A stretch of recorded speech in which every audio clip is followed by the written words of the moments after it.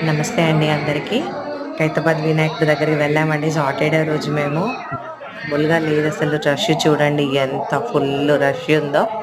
అగో మా పాప చూడండి మా ఆయనైతే ఏకంగా భుజాల పైనే ఎత్తేసుకున్నాడు. చాలా చిన్న చిన్న పిల్లలు చూడడానికి ఖైరతాబాద్ వినాయకుడిని చూడడానికి ఎలా పబ్లిక్ వచ్చారో చూడండి. అందులో కూడా ఇది వీకెండ్ కాబట్టి సో ఇంకా పబ్లిక్ అనేది ఇంకా ఎక్కువైపోయారు అప్పటికి.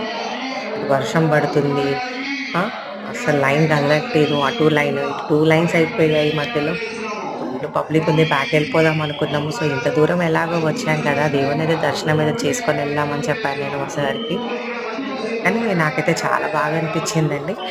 ఖైరతాబాద్ వినాయకుడు దగ్గర నుంచి చూడడం కంటే దూరం నుంచి చాలా బాగా కనిపిస్తారు. తన ఎంత హైట్‌లో ఉన్నారో చూడండి. స్పెషాలిటీ ఏంటి అంటే ఎప్పుడున్నా కూడా ఖైరతాబాద్ వినాయకుడు అంతే ఇగ అది. కానీ ఈసారి కొంచెం డిఫరెంట్‌గా ఉంది వినాయకుడు చూడండి. ఎప్పట్లా కాకుండా ఈసారి చాలా బాగా అనిపించింది నాకు.